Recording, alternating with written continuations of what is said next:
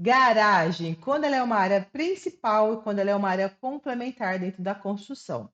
Se ela for uma área complementar, a metragem da garagem, ela tem uma redução que pode ser de 50 até 75% do valor devido de INSS que incide nessa construção, na construção civil. Então, esse vídeo eu estou gravando ele com imagens para acabar de uma vez por todas com erros que as pessoas cometem ao classificar a garagem como uma área principal, como uma área complementar, qual que é o ponto de atenção aqui? Se você pega a metragem da garagem, classifica ela como uma área complementar e ela não sendo uma área complementar, risco de fraude fiscal, que você estaria reduzindo o tributo de forma indevida. E também, quando você pega essa metragem e classifica ela como área principal, sendo que ela é uma área complementar, qual que é o problema aqui? Você está pagando mais que o necessário do tributo, então você não consegue depois reaver esse valor. Você até pode, né, tentar entrar com processo, enfim, mas é dor de cabeça. Então, esse vídeo é para você entender de uma vez por todas quando a garagem é uma área principal e quando a garagem é uma área complementar. Mas para isso, eu tenho que trazer para você dois conceitos. Um conceito técnico, né, de acordo com a arquitetura, de acordo com a engenharia, e um segundo conceito, que é o conceito legal. O que, que fala a normativa?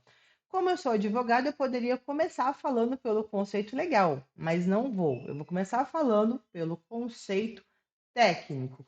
Por quê? Porque a normativa ela fala para gente que a garagem ela é uma área complementar, ou seja, ela possui redução do tributo quando ela não está projetada ao corpo principal da construção. Basicamente é isso que ela fala, tá? E é aqui que gera a confusão do pessoal. Por quê?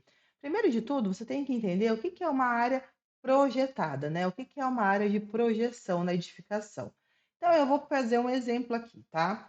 Um exemplo com esses bloquinhos aqui de papeizinhos, que é o seguinte: a área de projeção da edificação, ela é como se fosse, né, a edificação aqui acima do terreno, então como se ela estivesse fazendo sombra ao terreno, tá? Então, a área de projeção da edificação, ela é basicamente a construção, né, flutuando ao terreno e como se ela estivesse fazendo sombra. E a sombra, ela é quando o sol está a pino, ou seja, quando o sol está aqui, ó, no centro.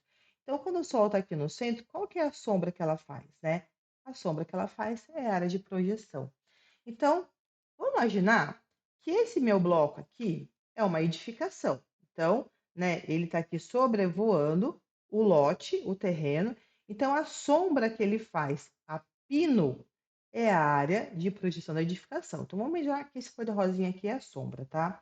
E essa aqui é a minha área de projeção. Então, ela tá vendo? Ela tá flutuando. Tem o sol aqui a pino, né, bem em cima da minha edificação e ela está fazendo essa sombra, então tá vendo? Ó, a área de projeção da edificação é a sombra, né, da construção, como se ela estivesse flutuando e estivesse fazendo um sol a pino bem aqui em cima, tá? Agora vamos imaginar, é só um parênteses, tá? A área de projeção da edificação, ela é utilizada para trazer área de ocupação. Não vou entrar nesse termo porque não é o foco desse vídeo, mas vamos imaginar que essa minha construção ela tem dois pavimentos, né? Então ela tem o pavimento um, que é o pavimento verde, e o pavimento 2, que é o pavimento amarelo. Só que são pavimentos idênticos, né? E como ele está subindo na vertical, pouco importa, porque a área de projeção será sempre a mesma, uma vez que o sol está pindo aqui em cima. Agora vamos imaginar que eu tenho um terceiro pavimento, tá? E ele projeta para fora da edificação. Então, esse meu terceiro pavimento, ele projeta no para fora, né, da edificação. Então, essa parte que ele está projetando para fora, ela sim é considerada uma área de projeção da edificação. Por quê? Porque o sol está aqui a pino, então ele vai fazer sombra. Imagine que a minha edificação está flutuando. Ele vai fazer sombra e a sombra que ele faz aqui embaixo é a minha área de projeção da edificação. Vamos imaginar que eu venho com mais um quarto pavimento, tá? Esse meu quarto pavimento, ele vai trazer para cá, ele vai trazer assim, ó, tá vendo? Se eu virar assim vai ficar mais fácil. Então, aqui eu tenho primeiro e segundo pavimento idênticos, terceiro pavimento projetando essa partezinha para fora, tá? e aí eu tenho um quarto pavimento que projeta mais essa partezinha para fora. Então, se a gente estivesse olhando, né, por cima, com sol a pino e essa minha edificação estivesse flutuando, né, a área de projeção, ela seria isso aqui, todo esse contorninho aqui, tá vendo? Entendido isso? Vamos para várias imagens para a gente visualizar de forma mais tranquila o que eu estou explicando para você. Então, deixa eu mudar aqui a minha telinha e eu vou trazer para você essa imagem, tá? Então, tá vendo? Aqui é um pavimento. Não está detalhado, não é só um bloco, mas para você imaginar. Imagine que aqui é a casa, ela está flutuando. Ela está flutuando. Aqui em cima nós temos o sol a pino, ou seja, bem no meio, bem centralizado. A casa está flutuando e aí esse sol a pino faz uma sombra. Essa sombra é a área de projeção da edificação. Nesse segundo exemplo, tá? Nessa segunda imagem, você pode perceber que o segundo pavimento, essa partezinha aqui, está sendo projetada de forma horizontal para fora do primeiro pavimento. Então, o solzinho a pino está aqui em cima, ele está fazendo aqui, batendo aqui nessa construção, e ela fazendo sombra, a área de projeção dela é essa. Perfeito? Vamos para uma outra imagem, para ficar bem claro para você. Aqui, a gente então tem um pavimento. Um pavimento, a edificação está flutuando, o solzinho a pino aqui em cima, fazendo sombra. Então, a área de projeção da edificação é essa sombra que ela faz no lote. Por quê? Porque a taxa de ocupação nada mais é que o cômputo da área de projeção com a área do lote. E aí a taxa de ocupação, né, essa área de ocupação, ela tem que ser respeitada porque tem as regras dos órgãos municipais, né? Nesse segundo exemplo, percebe-se que nós temos dois pavimentos, o primeiro e o segundo. Só que como ele está crescendo de forma vertical, pouco importa a taxa de ocupação. Por quê? Porque a área de projeção vai ser a mesma que na primeira imagem. Mas olha a terceira imagem. Eu tenho aqui dois pavimentos, tá certo? Como aqui nós temos dois pavimentos. Só que o segundo pavimento, ele é projetado para fora de forma horizontal. Então, a sombra que é feita, que é a nossa área de projeção da edificação, ela aumenta esse quadradinho aqui, entende?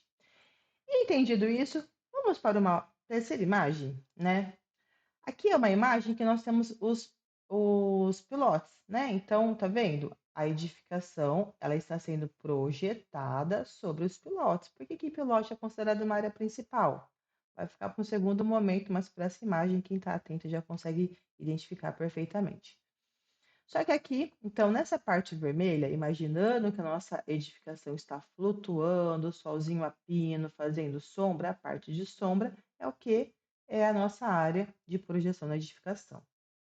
E aí, para finalizar as imagens, eu vou trazer para você a imagem que traz no manual da receita. Então, lá no manual do Cero, ele traz exatamente essa imagem. E ele fala o seguinte para a gente: olha, eu tenho aqui um, dois, três, quatro, cinco pavimentos. Vamos imaginar que aqui é um quinto pavimento, tá? Então, o que que implica para ele se eu tenho dois, o segundo e o terceiro pavimento idênticos, né? E o segundo e terceiro pavimento, ele está sendo consumido pelo primeiro. Só que eu tenho aqui um quarto pavimento que ele está sendo projetado um pouquinho mais para fora. Então, aqui é a sombra, tá vendo? A sombra que é feita como se essa edificação estivesse flutuando com o sol a pino, a sombra que é feita é a nossa área de projeção da edificação. Logo, aquilo que não está vinculada a essa área de projeção é área complementar.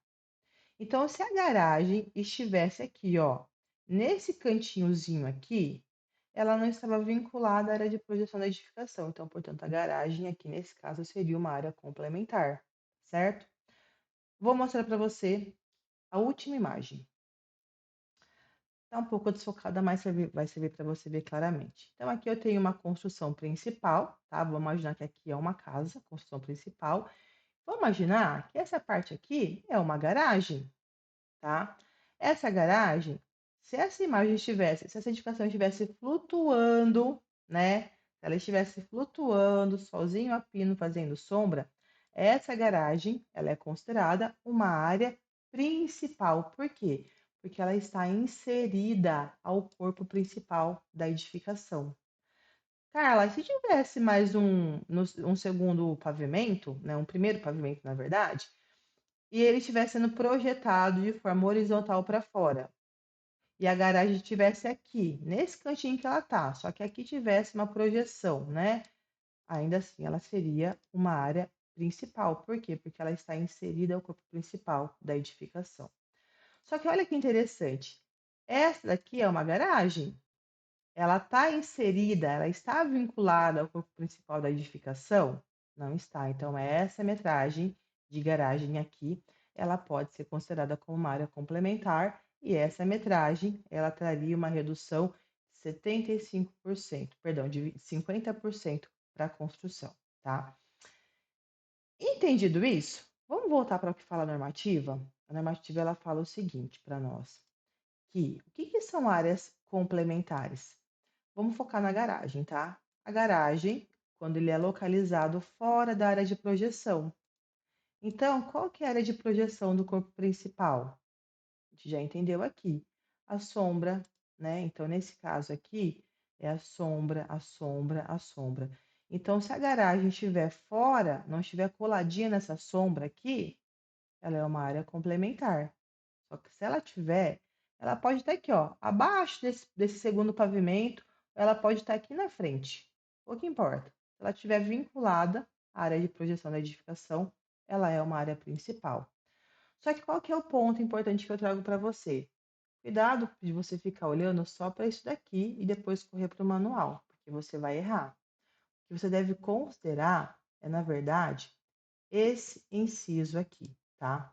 Então, ele vem e fala no inciso 1 do parágrafo 9º do artigo 25 da IN 2021, ele fala para a gente quais são as 4 áreas complementares, tá?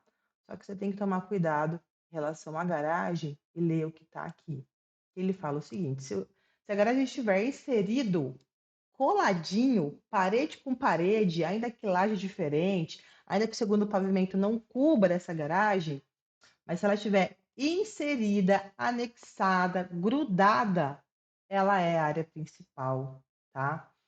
E esse é um conceito, inclusive, já respondido pela Receita Federal. Na verdade, eu só perguntei de curiosa mesmo, porque para mim está muito claro. Então, eu espero que esse vídeo tenha trazido, né, uma explicação do que é a garagem quando ela é uma área principal e quando ela é uma área complementar, certo?